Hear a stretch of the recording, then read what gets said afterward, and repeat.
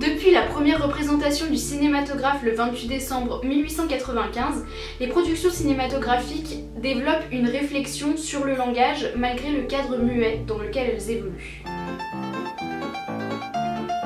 Louis Lumière décide d'abord de poursuivre son idée de filmer des petites scènes de vie privées, brutes et sans scénario à proprement parler. Georges Méliès développe les premiers effets spéciaux et les premiers décors artificiels dans son studio de Montreuil qui est construit à la manière d'une grande verrière avec des volets qui permettent des jeux de lumière. Les Américains développent quant à eux le film d'action, notamment avec The Great Train Robbery d'Edwin Porter en 1903. Ce film d'action utilise différents procédés qui sont devenus des codes du genre, comme par exemple un mannequin qui substituait les acteurs lors des chutes, ou encore les panoramiques, travelling, etc. Tous ces premiers films sont donc muets. Mais des acteurs de la comédie française réalisent en 1908 une reconstitution de l'assassinat du duc de Guise. À cette occasion, Camille Saint-Saëns compose une partition considérée aujourd'hui comme la première musique de film de l'histoire. La Première Guerre mondiale a cependant une influence sur l'évolution du 7e art en Europe, où les productions cinématographiques se retrouvent alors ralenties. Tout ce contexte permet aux États-Unis de prendre de l'avance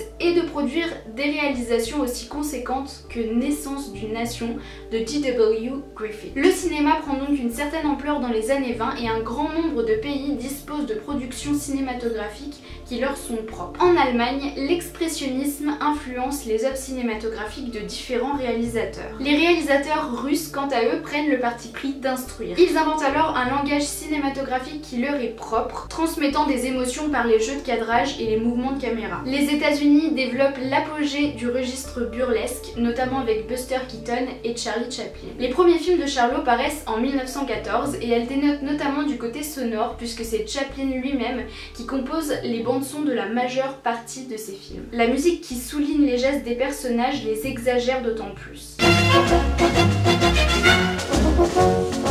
Elle n'est donc plus un fond sonore mais une partie intégrante de la mise en scène. Je vous expliquais dans l'épisode précédent qu'Edison inventait le phonographe en 1877 et le kinétoscope 10 ans plus tard en 1887. Ce que je n'ai pas précisé en revanche, c'est qu'il a dès lors essayé d'allier le kinétographe et le phonographe en créant le kinétophone qui consistait à écouter une bande son en même temps qu'on regardait les images. Au début des années 20, les frères Warner s'inspirent du travail d'Edison pour créer le Vitaphone qui couple les bandes de pellicule à un enregistrement sur 10. Les dialogues des films muets n'étaient alors présents que sous forme de cartels insérés entre les scènes et l'environnement sonore des salles de projection était occupé par le jeu d'un pianiste qui couvrait le bruit du projecteur. Le premier film sonore, Le chanteur de jazz d'Alan Crosland, paraît en 1927 aux États-Unis et les scènes parlantes sont principalement des scènes chantées.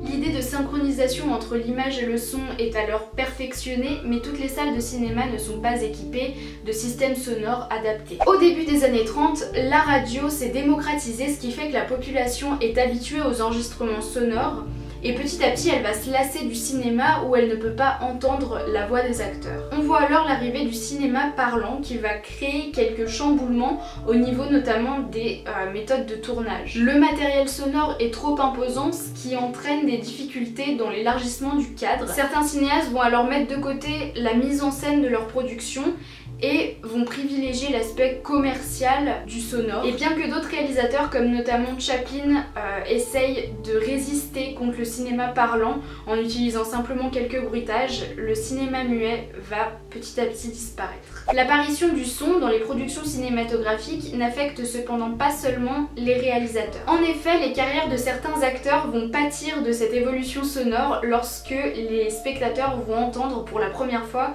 leur timbre de voix, comme notamment la voix nasillarde de la grande star de l'époque du cinéma muet, Gloria Swanson, qui va alors vraiment déplaire aux spectateurs. Ce sujet a d'ailleurs inspiré le film The Artist qui est paru en 2011 et que je vous conseille fortement. Et voilà tout le monde, c'est tout pour cet épisode sur l'apparition du son au cinéma. J'espère qu'il vous a plu. Moi, oui. N'hésitez pas à me dire ce que vous en pensez en commentaire comme d'habitude. Si vous avez des suggestions, des aspects que je n'ai pas éclaircis et que vous aimeriez que j'aborde, n'hésitez pas à me le dire en commentaire. Quant à moi, je vous fais de très gros bisous et je vous retrouve la semaine prochaine. Ciao!